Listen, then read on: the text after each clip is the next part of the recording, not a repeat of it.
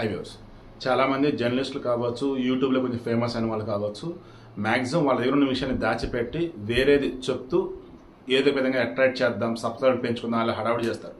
నేను నా దగ్గర ఉన్నదాన్ని చెప్పడానికి అంత మాత్రమే ఉంటాను. ఆ ఉన్నదానిలో కూడా జస్ట్ కొంచెమే చెప్తాను. అలా నిన్న ఈ స్కిజోఫ్రీనియా సైకలాజికల్ డిజార్డర్ గురించి మా ఫ్యామిలీలో ఒక పర్సన్ ఏ రకం మమ్మల్ని ఇబ్బంది పెట్టాడు, అఫ్ కోర్స్ అతను కాపాడుకోవడానికి మేము ఎటువంటి ఎఫర్ట్స్ పెట్టున్నాం, బట్ ఫైనల్లీ అతను ఎలా చనిపోయాడు ఏంటి మీకు చెప్పాను.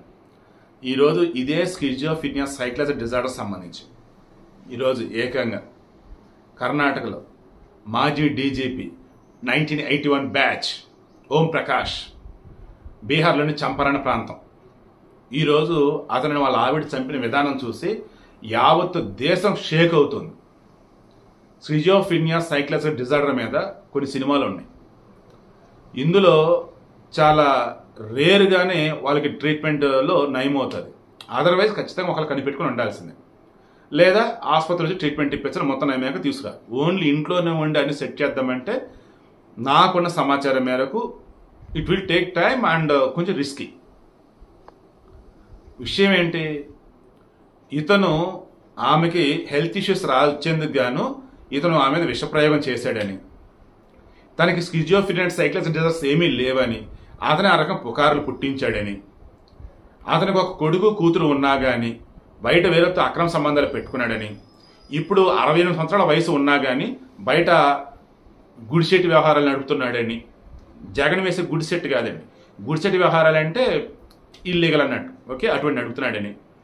సో ఇలా చెప్పుకుంటూ పోతే ఇతను అసలు ఏమాత్రం భర్తగా ఉండడానికి అర్హుడు లేడని, భర్తగా ఉండడానికి అర్హత లేదని, హీ జస్ట్ లైక్ మాన్స్టర్ అంటే ఒక రాక్షసుడని ఆమె డిసైడ్ అయ్యి నిన్న మాట పెరిగిన మూమెంట్లో కారపొడి చల్లి దారుణంగా అతను పొడి చంపేసింది, ఛాతి మీద, పొట్టలో, చేతుల మీద.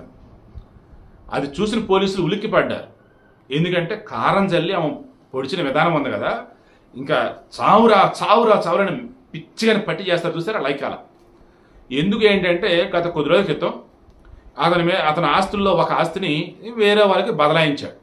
నువ్వు అలా ఎలా బదలాయిస్తావు, నీకు కొడుకున్నాడు, కూతురున్నారు, నేనున్నాను, నువ్వు ఆస్తిని మాకు తెలియకుండా ఎలా చేస్తావు అని చెప్పేసి గొడవ అంట. అండ్ అంతకుముందు కూడా ఇతను రిటైర్ అయిన తర్వాత వేరే చోట ఉన్నాడంట, వీళ్ళతో కలిసి ఉండకుండా. మళ్ళీ రీసెంట్గా కలిసి ఉంటున్నాడు. ఈ మూమెంట్లో ఈ ఐపీఎస్ ఫ్యామిలీకి సంబంధించినటువంటి వాట్సాప్ గ్రూపులు ఉంటాయి కదా, అందులో ఈమె పల్లవి, ఓం ప్రకాష్ భార్య పల్లవి క్లియర్గా గ్రూప్లో మా ఆయన భయపెడుతున్నాడు, హింసిస్తున్నాడు, ఆయన గన్ను పట్టుకుని ఇంట్లో తిరుగుతున్నాడు, మా వల్ల కావట్లేదు, టార్చర్ పెడుతున్నాడని చెప్పేసి గ్రూప్లో పెట్టింది.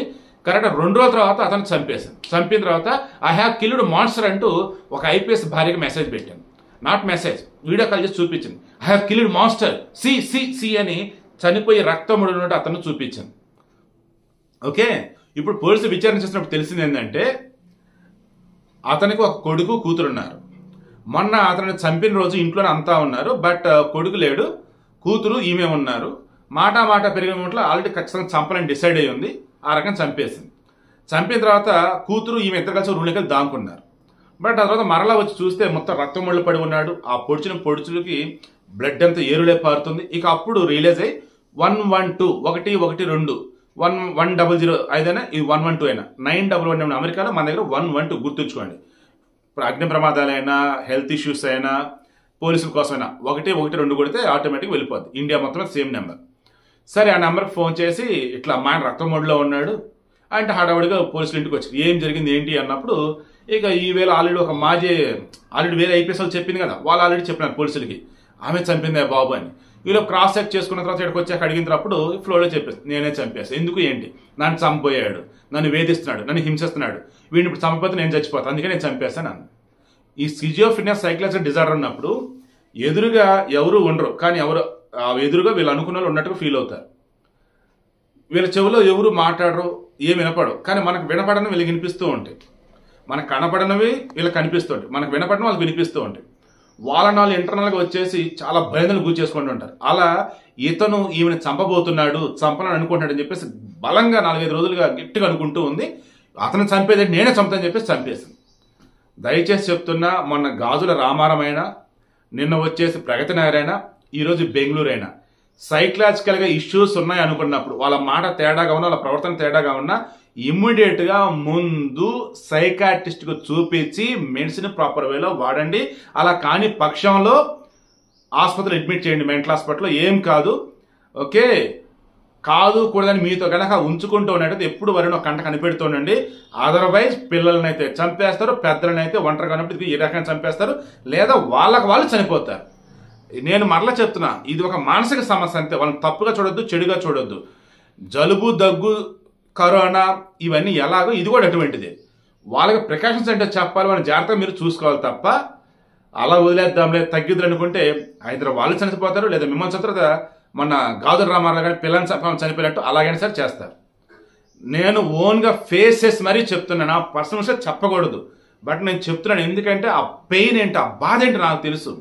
బ్రతుకున్నప్పుడు ఆ మనిషిని పట్టించుకుని వాళ్ళు చనిపోయిన తర్వాత ఆ మనిషికి సంబంధించి ఈ స్కిజోఫ్రెనియా ప్రాబ్లం ఉందని తెలుసు, ట్రీట్మెంట్ జరిగిందని తెలుసు, కానీ మీరే ఏదో చేసినట్టు హడావుడి చేశారు. ఇలా మన సొసైటీలో ఇంకెవరికి కాకూడదని, మేము పడ్డ బాధ ఇంకెవరు పడకూడదని కళ్ళ ముందు నా మనిషి అతను చనిపోయి కూడా సరిపోయింది, మాలో ఎవరినైనా చంపితే ఏంటి పొజిషన్? ఈరోజు బెంగళూరులో ఏమైంది, అక్కడ మనిషిని చంపేసిందా మొగుడిని? సొసైటీని చాలామంది చూస్తున్నాను, ఈ స్కిజోఫ్రెనియా సైక్లస్ డిజార్డర్ ఇబ్బంది పడుతూనే ఉన్నారు. అది చాలా ప్రమాదకరమండి. దయచేసి ఇమ్మీడియట్గా వాళ్ళకి ట్రీట్మెంట్ ఇప్పించండి. ఈవెన్ వైజాగ్లో ఆసుపత్రి కావచ్చు, ఎర్రగడ్డ అయినా కావచ్చు, ఈవెన్ జిల్లా ఆసుపత్రుల్లో కూడా ఉంటాయి, పెద్ద ఆసుపత్రులు ఉంటాయి కదా, అక్కడ కూడా ఈ సైకియాట్రీ వింగ్స్ ఉంటాయి. వాళ్ళు అక్కడ ఉంచడమా లేదంటే పంపటమా ఇంటికి, లేదన్నప్పుడు వేరే పెద్ద హాస్పిటల్ వాళ్ళు రిఫర్ చేస్తారు. బట్ సైకియాట్రికల్ ఇష్యూస్ ఉన్నప్పుడు మాత్రం దయచేసి నెగ్లెక్ట్ అయితే చేయకండి.